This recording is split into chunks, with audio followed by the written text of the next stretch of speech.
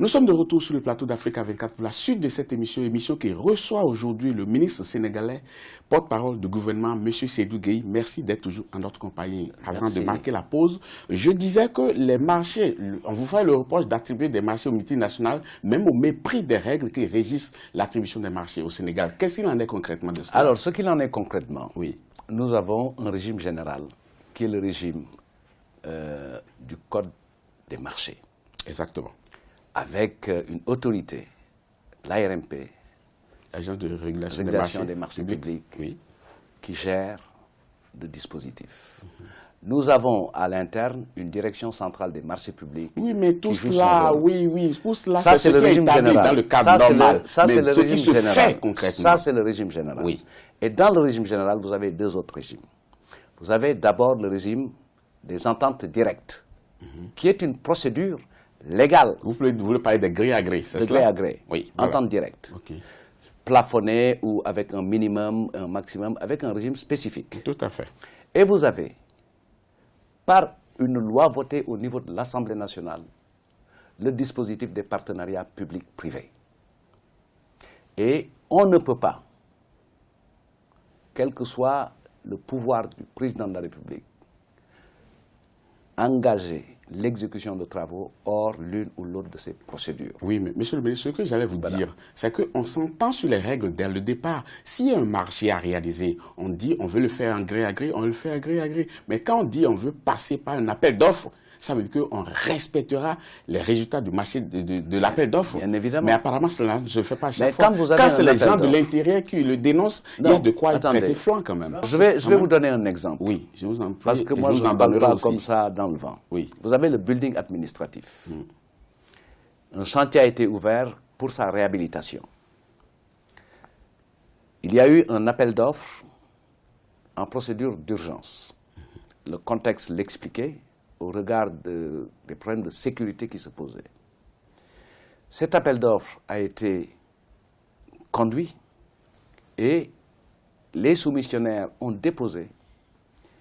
Il y a eu un dépouillement et le marché a été attribué à une entreprise sénégalaise qui avait eu l'intelligence d'être en relation avec des experts italiens habilités à travailler sur ce type de chantier, parce que c'est eux qui avaient fait les chantiers de réhabilitation de Rome. Oui, donc voilà. Mais l'opposition a dit que c'était un marché de gré à gré, ce qui est tout à fait faux. Okay. Maintenant, au cours du marché, il y a eu des avenants, puisque même un appel d'offres le prévoit avec une limite d'un certain pourcentage qui peut faire l'objet d'un avenant. Monsieur Thierno Sall, pour ne pas le nommer, dénonçait l'opacité qui caractériserait la gestion du pétrole et du gaz. Moi, je vais vous renvoyer, oui. Je vais vous renvoyer aux déclarations de monsieur Thierno Sall, qui était ministre de l'Énergie, et justement qui a affronté sur un plateau de télévision quelqu'un comme monsieur Ousmane Sonko, qui se fait le pourfendeur de nos pratiques en matière de pétrole. Ce qu'il disait, c'était totalement l'inverse de ce qu'il a dit. En tout cas, voilà ce qu'il dit aujourd'hui. Citation, il dit « Je refuse de signer le contrat parce qu'il n'est pas dans l'intérêt du pays ». Fin de citation. On est dans un régime où c'est le président de la République qui est habilité par la Constitution à définir la politique. Et à ce titre, c'est lui qui nomme aux emplois civils et militaires. Et quand il vous nomme ministre, il vous donne un décret d'attribution, c'est-à-dire un décret par lequel il définit toutes vos attributions. Une chose, quand même, récemment, le Conseil constitutionnel a publié la liste des candidats retenus pour l'élection présidentielle. Il y a quand même deux points d'achoppement. Il y a d'abord le parrainage. Le parrainage, il faut le rappeler. Il porte sur un nombre de parrains compris entre 0,8 et 1% du fichier. Et à la pratique, aucun candidat n'a vu son parrainage validé à 1%. Personne n'a atteint 1%. Alors, quand vous voulez diriger des Sénégalais, et si vous n'êtes pas en mesure d'avoir 1% de l'électorat qui souhaite vous voir candidater, il y a problème. Quand des leaders font le tour du Sénégal et sont incapables de collecter plus de 5 000 parrainages sur les 55 000 recherchés, il y a problème. Et au final, la vérité sur le parrainage, dernière élection législative au Sénégal, le quotient électoral national était fixé à 55 000. Donc, en plein mille de ce qui est exigé pour le parrainage. Législative 2017, seules 5 listes sur 47 avaient obtenu le quotient électoral. On retrouve la même physionomie et la même photographie avec le parrainage, puisque la valeur qui était demandée était autour de 55 000, et tous ceux qui ont rempli les conditions pour déposer 5 000 parrainages réguliers, 55 000 parrainages réguliers, ont été qualifiés. Monsieur le ministre, dites-moi, pourquoi la candidature de Karim Wade n'a pas été validée? Parce que Karim Wade n'a pas de qualité d'électeur, et pour être candidat, il faut d'abord avoir cette qualité d'électeur. Oui, mais cette qualité d'électeur dont vous parlez, c'est quoi? C'est d'être inscrit sur une liste électorale? Deuxième chose, dans tous les pays du monde, je l'ai dit, il est un principe central, le casier judiciaire vierge. Oui, bien entendu. Voilà. Mais quand un citoyen se porte vers le bureau d'enrôlement pour s'inscrire sur la liste électorale, on lui refait séance tenante ou bien on attend qu'il s'enrôle et après on décide que non, il n'a pas qualité à être électeur. Une personne n'a pas qualité à être électeur s'il n'a pas l'âge électoral. Oui. Une personne n'a pas qualité à être électeur si il est l'objet d'une condamnation pénale dans les termes définis par notre code électoral. Les agents recenseurs n'ont pas qualité à refuser ou à accepter à quelqu'un qui vient s'enrôler sur une liste électorale. C'est ça, tout cela, qui amène, qui jette un flou. J'ai envie de vous dire que vous êtes en train de vous laisser prendre par les arguments spécieux de nos amis de l'opposition. Pas du tout. Puisque vous l'aurez remarqué, vous fréquentez le Sénégal, et notre débat politique est en train de dériver vers un débat faussement juridique ou judiciaire. Et c'est très grave la pour le réalité, pays, justement. La réalité, c'est qu'il ne faut pas passer par perte et profits. Les 138 milliards que M. Karim Wade doit au Sénégal, on ne peut pas passer par perte et profit. Le milliard 800 millions de francs CFA reprochés à M. Khalifa Sall. Ça, ce sont des faits objectifs. Oui, mais au-delà de tout débat, est-ce que réellement la candidature de Khalifa Sall et de Karim Wade ne dérange pas fondamentalement le candidat Macky Sall? Non, elles ne peuvent pas déranger ces candidatures. Parce que c'est les gens qui prennent quand même du monde derrière. Vous prenez l'un et l'autre. Oui. Aucun n'est remarqué pour des faits d'armes en matière d'élection au niveau national. Quels sont les indicateurs qui vous permettent de le dire?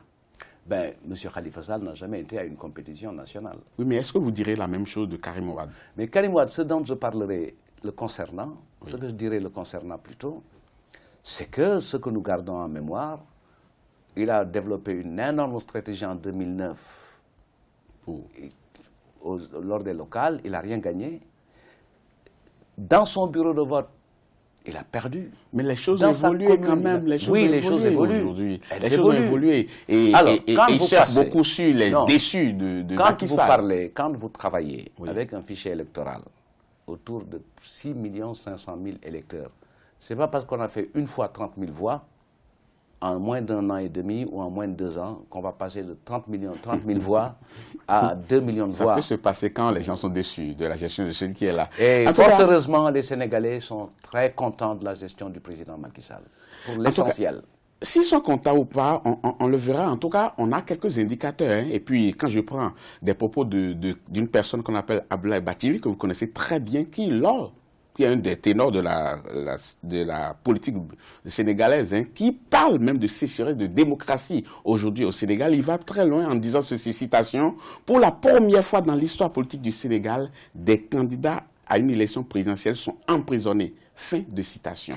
Et je lui avais répondu justement en lui disant que pour la première fois dans l'histoire du Sénégal, un historien analysait les faits avec autant de subjectivité et d'incertitude.